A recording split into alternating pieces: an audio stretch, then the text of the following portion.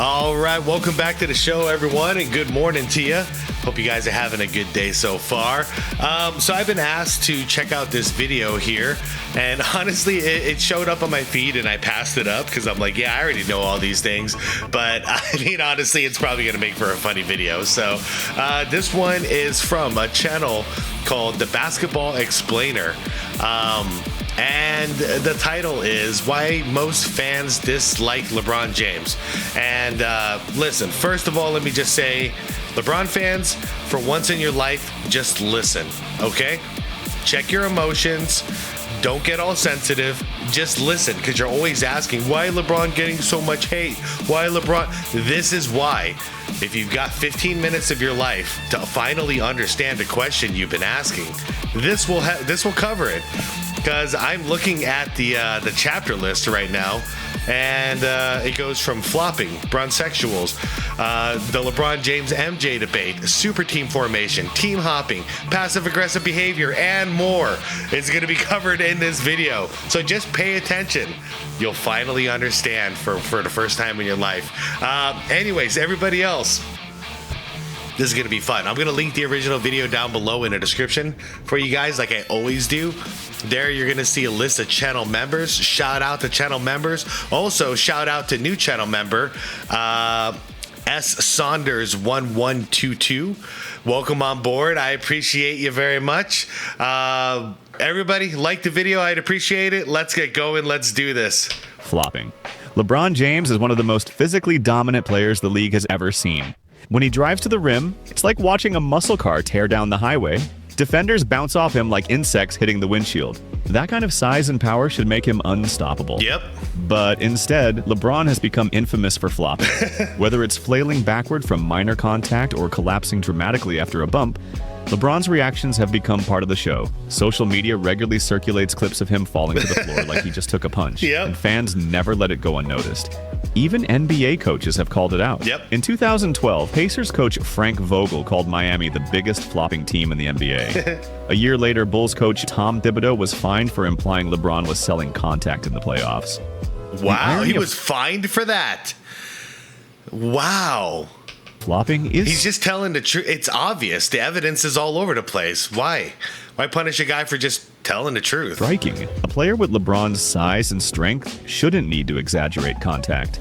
For many fans, this feels unnecessary and weak, especially coming from someone constantly promoted as the most dominant player in the league. Yeah. While some he's got the physique and the strength of like Karl Malone.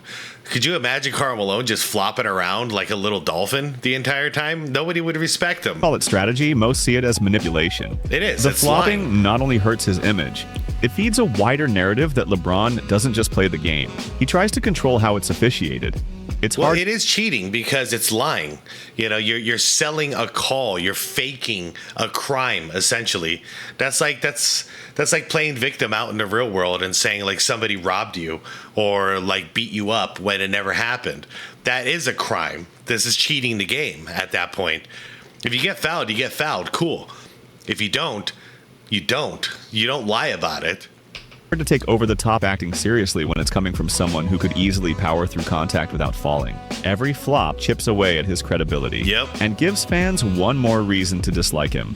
Stat pattern. All right. So that's the first category, you guys. Hopefully you understand that. Nobody respects a flopper unless you're one yourself. Victim mentality, munch. LeBron James holds the NBA record for most career points. Over 40,000 and counting. But despite the milestone, many fans and analysts accuse him of stat padding throughout his career. Yeah. The criticism isn't just about scoring. It's about how and when he goes after numbers. Yeah. Popular analyst Skip Bayless has openly called LeBron one of the least clutch players ever. He's accused him of staying in blowout losses just to boost his box score. He does, yeah. And Skip isn't alone. Many fans believe LeBron... I mean, like, the thing is players, like the star player used to do that sometimes. The coach would get so mad that they would bench. I saw this happen with Jordan a lot early years. The coach would get so pissed off they would bench all the starters, but leave the star out there with the backups. And if that star can get some momentum, cut that lead to 5 or 6, then we might put the starters back in. But if that star can't cut the lead, then that star is out too. But what's going on with the LeBron thing is literally he's not even trying to come back into the game. He just goes out there and he snags every rebound, tries to get, cherry-picked points while he's not actually chipping away at the lead. So he's not thinking for the team. He's thinking for himself out there. Plays heavy minutes late in games, even when the outcome is already decided, purely to protect his averages. Some argue he stayed in the league this long not just to compete, but to cement himself at the top of the all-time stat charts. Being the NBA's all-time scoring leader doesn't necessarily make him the best scorer. In 22 seasons, LeBron has only led the league in scoring once. Critics use that to question how dominant he really was offensively, suggesting longevity, not scoring brilliance, is what pushed him to the top. Even former teammates have hinted at his obsession with stats.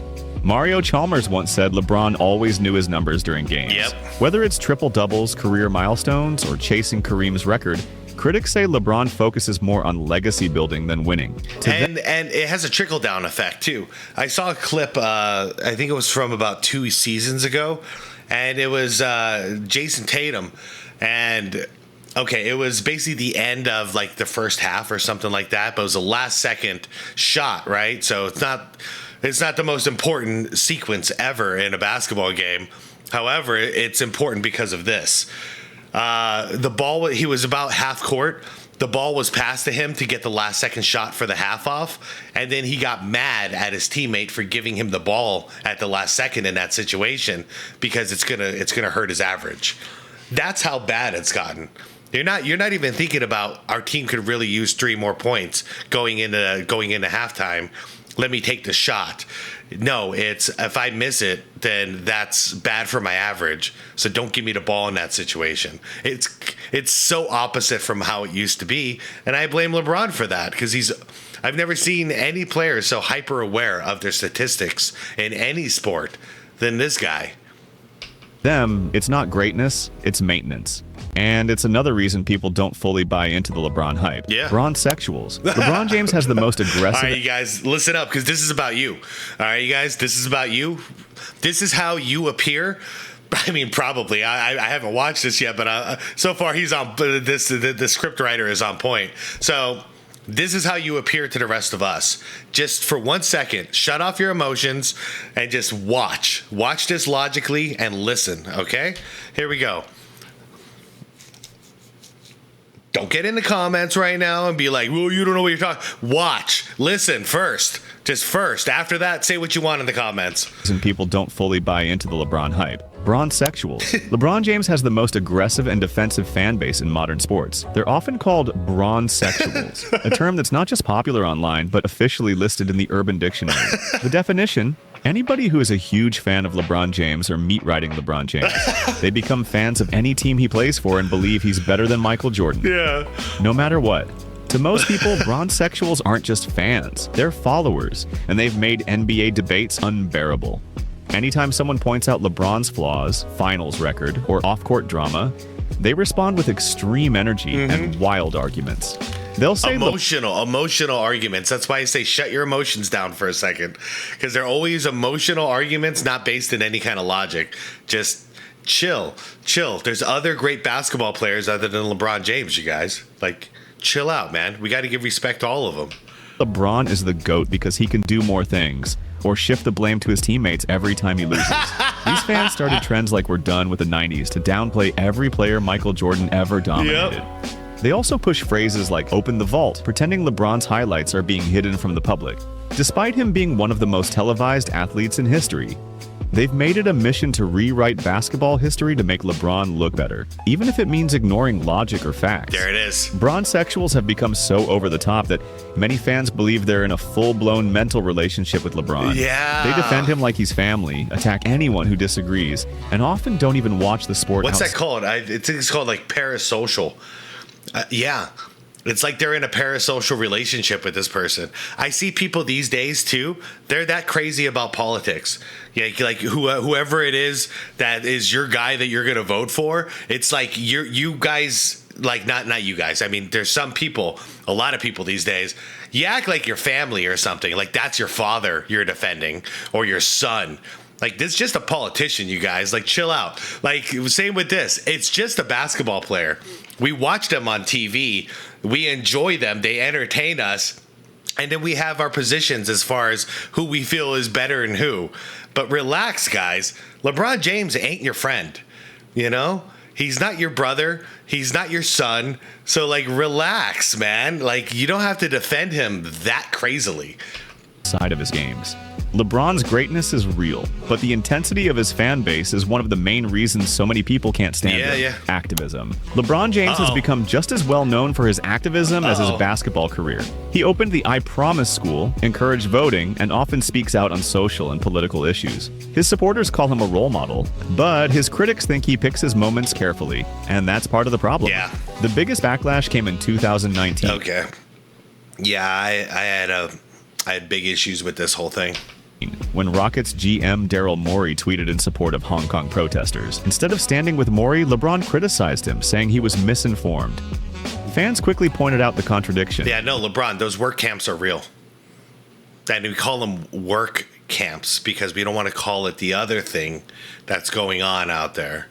LeBron speaks out against... What do you care for with your $1.2 billion? You care about poor people being exploited? Huh? I don't think you do. As long as they keep making your fucking shoes, you're all good, right? Injustice in the U.S., but stayed quiet when it involved China, where the NBA has deep financial ties. That moment changed how a lot of people viewed his activism. Yep. It started to feel more like brand management than genuine advocacy. It is, because he's only advocating for things that make him more rich and more powerful. He's not activating, he's not being an activist for anybody else in need. It's just to boost himself. And that's the opposite of what activism is supposed to be. It's supposed to be somebody in a position of power fighting for somebody who doesn't have the voice or the power to defend themselves. All right? Not this. Not somebody in a position of power lying about it in order to gain more power. His more than an athlete slogan, once powerful, started sounding like PR. Yep. For fans who just want to watch basketball, it can feel like LeBron is always bringing politics into the game, especially when it's convenient. And that makes him polarizing, even off the court. Media attention. Oh, no God. Athlete in the modern era. Yeah. Well, we're going through this right now. So yeah, this is LeBron James in the offseason is what I think when I think of media attention. And like he just won't stop. He won't stop being desperate for attention and just causing chaos wherever he is, just in order to get more attention so more people are talking about him. It's a very insecure. I don't know. It's like an only child, which he is, causing trouble in the household as a kid in order to get attention from mommy. It's basically what it is. It's more media coverage than LeBron James.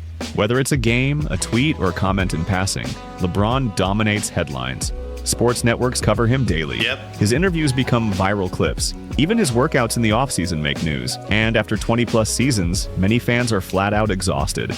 Popular sports shows are constantly finding ways to force LeBron into the conversation, even when the topic has nothing to do with him. Just recently, right after Kevin Durant was traded to the Rockets, First Take ran a segment asking, who's more likely to win the West? LeBron, KD, or Steph Curry? LeBron hadn't changed teams, his roster didn't change, but he was inserted anyway, just for clicks. The overexposure creates fatigue. If he scores 20, it's celebrated like 50. If he loses, the conversation shifts to his legacy instead of his performance. Other stars we just went through that again. They were the 6th seed, they lost to the 3 seed. And everyone is like, oh, LeBron needs more help. And, oh, it's okay. He's old. You know, he's already the GOAT, blah, blah, blah.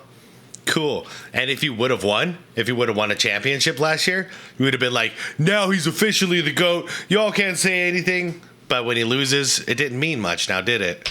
Drop 40 and barely get a mention. Critics say LeBron is media protected. His low moments get buried, his controversies disappear, and analysts go out of their way to spin anything into a positive. For many fans, it's not hate, it's burnout. Yeah. The NBA feels less like a league and more like LeBron's personal platform. Yeah. The LeBron James. I've been checking out some videos on my own from some major channels, right? Some major basketball channels that aren't like really part of this GOAT debate situation. They just kind of, you know, they're more like reporters and analysts, but YouTube style, and they're very non-biased. Is what I'm trying to say. And I look in their comment sections, and it's not the way it used to be, you guys. Now the comment sections is like 99%. Just retire. Just tell LeBron to retire. Get this guy out of here. I'm so exhausted with this guy. You know, I'm sure if we scroll down here, we're gonna see a bunch of them. But I'm surprised with the certain channels that I've been seeing that have them. Most overrated player in history. Media pushed down Kobe and other players to skip LeBron on top of the list. Yep. He has 3 go-to moves: flop, stiff arm, and shoulder charge. Like, you guys, you can't make this stuff up. Like, it's really, everyone is just zero accountability, unsure, insecure. Like, it is what it is. At this point, like, everyone just wants him gone. And that's not how it goes when someone's the greatest of all time. When Jordan was around, dude, and even in his Wizards years, we didn't want him to go. We never wanted him to go. We were sad. Like, we mourned losing him. But now I think even a bunch of people who were LeBron fans, they want him gone. They're exhausted from this dude. Jordan debate. No debate in sports has dragged on longer or louder than LeBron James versus Michael Jordan. Because he won't just retire. The second he's retired, the debate's over. It's done. What started as a fair comparison has turned into a non-stop war of opinions, stats, and agenda-driven narratives. And for many fans, it's exhausting. Every time LeBron wins a game, the debate reignites. Every loss, same thing. TV analysts recycle the same arguments. Rings versus stats. Finals records versus longevity. The conversation hasn't evolved in years, but it still dominates headlines. For casual fans, it's become unbearable. People can't watch a regular Lakers game in January without hearing about what it means for LeBron's GOAT case. Yeah, it's so true. It's so true. He could put up 40 in a preseason game, and it'll be like, yeah, Michael Jordan never did that now, did he? It's like, come on, you guys. Oh, man. LeBron and the Lakers win the mid-season cup, or whatever the freak name they're officially going with. The mid-season tournament or in-season tournament. And Michael Jordan never won one of those. It didn't exist, you fools. The issue isn't just the debate, it's that LeBron himself fuels it. He's called himself the GOAT on multiple occasions. Even to his son. Wore GOAT-themed clothing, and lets his media team constantly promote comparisons to Jordan. Even the Space Jam reboot felt like a symbolic challenge to MJ's cultural legacy. Well, yeah, I mean, couldn't you have done anything else? Couldn't you have done something original? Why'd it have to be Jordan's movie, but you're doing the sequel? While you wear his freaking number, can you do anything on your own, like originally? He's worn number 23 for most of his career, the same number Jordan made iconic, adding to the comparisons whether intentional or not. Yep. Critics also believe LeBron. Guys, I know this is an AI voice, but this script is brilliant. I just subscribed. There's 235 subscribers to this channel. I'm going to keep my eye on it because this is obviously written by a human. At least his camp works behind the scenes to keep the narrative alive. Certain media members, analysts, and podcasters seem to constantly push the LeBron is the GOAT argument, often ignoring context or facts. It's not organic, it's coordinated. Fans who grew up on Jordan feel like LeBron is trying to manufacture a crown instead of letting history decide. And fans who grew up on LeBron feel like any criticism is hate.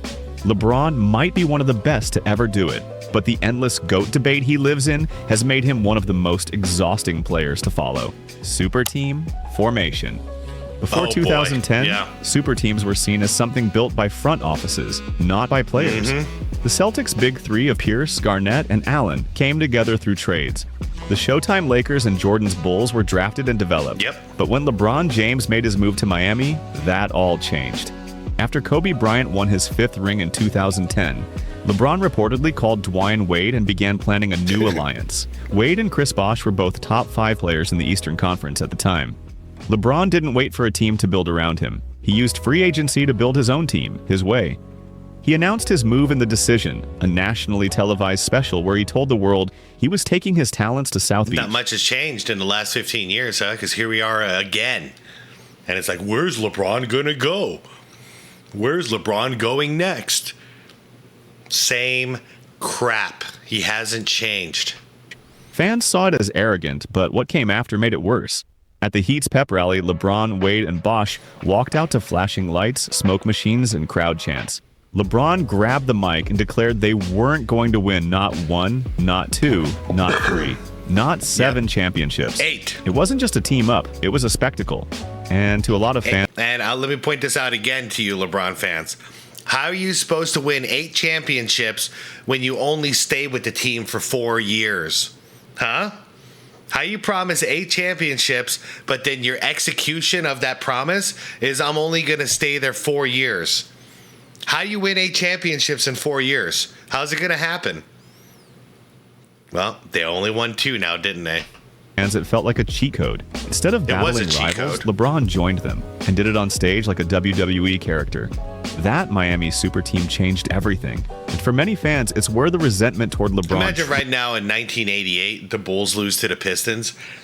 Was it 88 or 89? 89. 89. The Bulls lose to the Pistons in the playoffs. Jordan leaves, goes to the Rockets. Wait, let's keep him in the same place. All right, Jordan leaves, he goes to Philly, joins Charles Barkley, and then also Hakeem Olajuwon joins Philly. So now we got a big 3 of Jordan, Barkley, and Hakeem Olajuwon, all in their primes. How would we feel about any of their legacy? We wouldn't take it seriously. That's what we would have done. We would have been so pissed off at MJ for doing that. Because it's like, you were right there. And guess what? LeBron was right there. He even went to the finals. He didn't have to leave Cleveland. They were one piece away from being a champion. In fact, in a regular season, they were the best team in the league. So they had everything they needed. Truly began. LeBron James team hopping. LeBron James is the most successful journeyman in NBA history.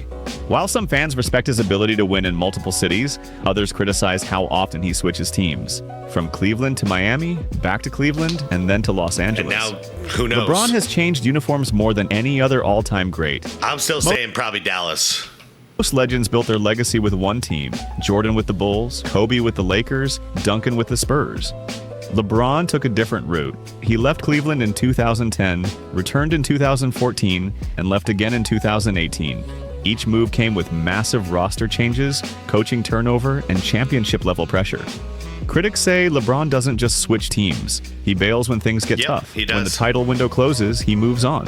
I mean, he's doing it again.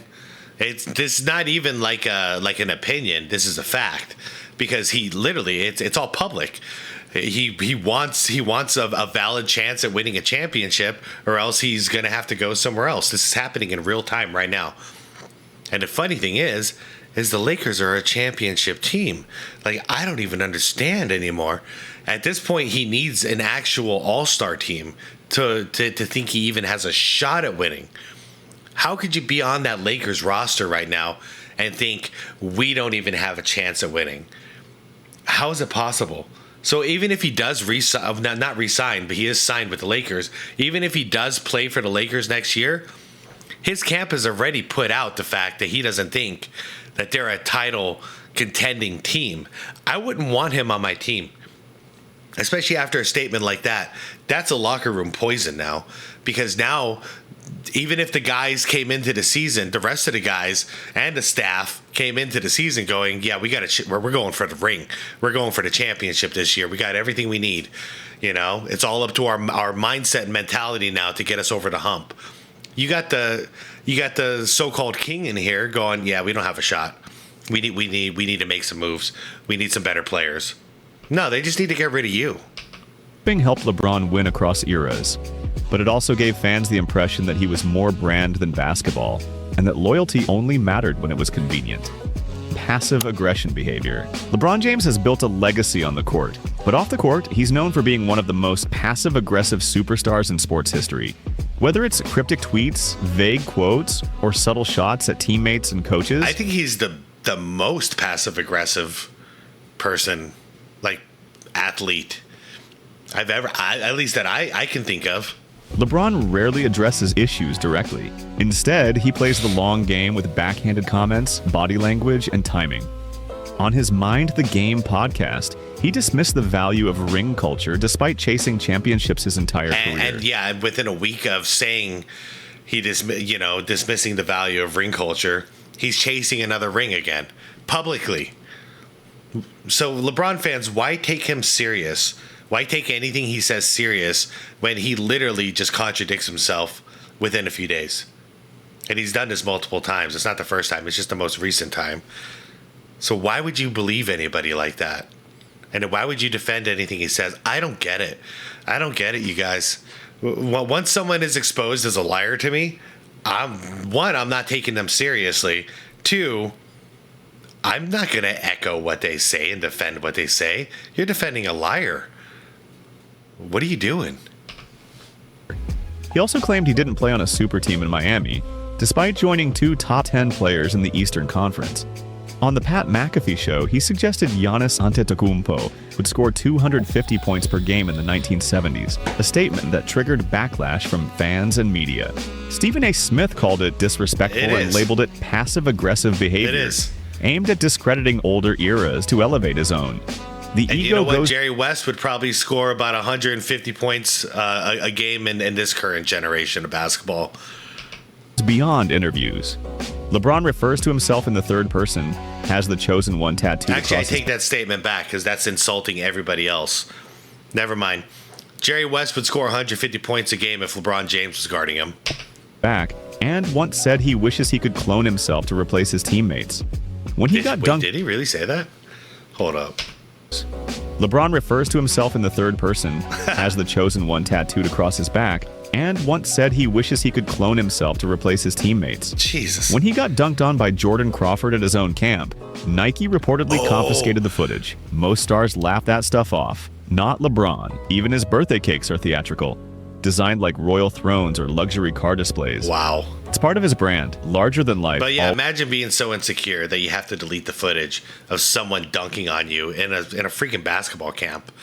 It's not that serious, dude. It's just basketball, right? In control. Isn't that what LeBron says? It's just basketball? But then he also said it's more than a game. That was the name of his documentary, right? I don't know. He's a weird athlete. He also said he's more than an athlete. Does that mean that it's just basketball, or that basketball is more than a game because he's more than an athlete? LeBron James fans, you tell me. What the hell does he mean by all this? Weed through the contradictions. Tell me what the truth is. To fans, it often feels like LeBron wants the credit when things go right, but distances himself when they don't. Yep. And after 20 years of calculated media moves, it's left many seeing him as more politician than player. Oh, 100%. SlkEM. LeBron James has had more influence over team rosters than any player in NBA history. He doesn't just play, he shapes front offices, trade decisions, contract negotiations, and even coaching changes. That's why fans started calling him SlkEM, because it looked like he was running the team from the locker room, not just the floor. Well, we know from Magic Johnson, this is true. If not, they would have had, oh man, I always forget his name. Anyways, it was in a recent video. DeMar DeRozan. They would have had DeMar DeRozan instead of Westbrook, but LeBron stepped in and said, "No, Magic, we got to get Westbrook. I've been talking to him lately." Ironically enough, once Westbrook got out of the Lakers team, Westbrook says they haven't talked since. Sounds like a good buddy. In 2015, LeBron reportedly refused to talk to the Cavaliers front office until they gave Tristan Thompson a massive contract. Thompson got paid like a star, but played like a role player. LeBron also recruited his close friend Dwyane Wade to Cleveland near the end of his career. The team traded number 1 pick Andrew Wiggins for Kevin Love, one of the few successful LDGM moves. Yeah. But overall, the environment grew tense. Kyrie Irving demanded a trade, tired of being overshadowed and excluded from decisions. The pattern continued with coaches. David Blatt was fired mid-season in 2016, despite having the best record in the East. In Miami, Eric Spoelstra was nearly forced out until Pat Riley stepped in. In LA, Luke Walton was let go soon after LeBron arrived. Frank Vogel was fired just 2 years after leading the Lakers to a championship. I know. And Darvin Ham lost the locker room as LeBron stayed silent, publicly at least. In 2024, the Lakers drafted Bronny James. A move many believe had everything to do with LeBron's wishes and nothing to do with roster building. Come on, like that one. I think even the wildest Bron Sexual would admit it's true, right, guys? Let me know in the comments. Like, like if you consider yourself like a hardcore Bron sexual, let me know about this. Do you think that Bronny James was just drafted because of LeBron? I mean, this should be pretty obvious. Like, just say it. Just say it. Say the truth. When LeBron's decisions work, he gets the credit. When they fail, everyone else takes the blame. This is why so many basketball fans can't stand LeBron. Yeah. He takes over teams, holds them hostage with his demands, and once the damage is done, he leaves. Yep. The franchise is left to clean up the mess while he moves on to the next opportunity. Pre-game routine. Oh. One of LeBron James' most recognizable habits is his pre-game chalk talk. Yeah, he stole it from MJ while he's stealing his number. How original. He claps powder into the air like he's on stage, often making sure cameras catch the moment. While it's harmless, many fans see it as unnecessary and attention-seeking. They point out that it doesn't improve his performance. Yeah, of course it doesn't. No, I mean, the funny thing is LeBron does it in this crazy spectacle way. Jordan just like he chalked his hands and then he patted it, and then he moved on. That's what you're supposed to do when you chalk your hands, by the way. But LeBron does this whole thing like this. Like who are you? Who do you think you are? Like, why is it such a big deal that you have chalk? Like what is it? What is it? Oh man, that was gonna be a poop emoji. It just adds to the show. LeBron once said before a playoff series that he might skip the routine to stay more focused. To fans, that confirmed what they already believed. The chalk toss isn't about preparation. It's about performance for more attention. It is. Actually, I watch him sometimes, and a lot of the times, he just like puts the chalk in one hand, and then he tosses it in the air. It's all about spectacle. It's not even about... It's a waste of chalk, to tell you the truth. Others think it's just part of LeBron's brand, but for critics, it fits the larger narrative. With LeBron, there always has to be a spotlight moment. Even before tip-off, it may seem minor, but to fans who are tired of the theatrics, the powder toss feels like more proof that it's always about the show. No bag. One of the most common jabs fans throw at LeBron James is that he has no bag. In other words, they believe he lacks a creative one-on-one skill set. Yeah. No flashy dribble combos, no go-to moves, no isolation artistry like Kobe, Jordan, or Kyrie. It's become a meme online, repeated by fans who say he scores through power and athleticism, not skill. LeBron has responded directly to this on his Mind the Game podcast, saying LeBron has no bag, and I'm sitting here like I got 50 billion points. He argues that scoring doesn't need to be flashy. For him, it's about efficiency, getting to the spot, using his strength, and finishing. He's not trying to impress with crossovers, he's trying to win. But fans who value bag work see it differently. To them, LeBron's game lacks creativity and style. Most of our favorite players from all time, they were creative and they added artistry to the game. And LeBron hasn't done that. I'm trying to like compare it to anything. He's a Karl Malone that can dribble without the good post moves from Karl Malone. But like that's basically all he does. He just barrel down the middle. So yeah, he doesn't have he hasn't added anything to the game. Like there will never be a move like a LeBron James move that someone's gonna mimic because he just barrels down the middle. I don't know.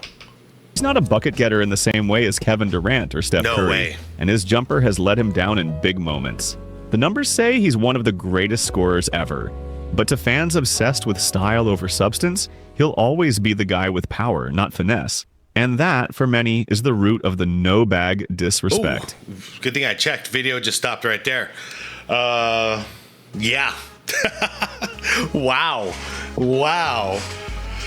15 minutes. They really just crushed it right there. Like, that's about it. They pretty much nailed it all. I can't think of anything off the top of my head right now that they missed. There's probably something, but I think they covered it all. So, okay, LeBron fans, you heard it now. Did you listen to me? Shut off the emotions for a little while and just think logically and just listen? Probably not. I'll see you guys in the comments. Freaking weirdos. All right, you guys, I am heading out. Thank you for the request. This was great. This was a good old fun time to start the morning. Hope you guys enjoyed it as well. I'll see you all in the comments. Shout out to members. I appreciate you all. Like the video, please. Unless you don't like it, then dislike it twice. But if you want this to get pumped out a little bit and get some more eyes on it, then go for it. Hit that like button. I really appreciate it. Everybody else, subscribe to the channel if you want more content like this. And most importantly, is to be water, my friends. Peace out.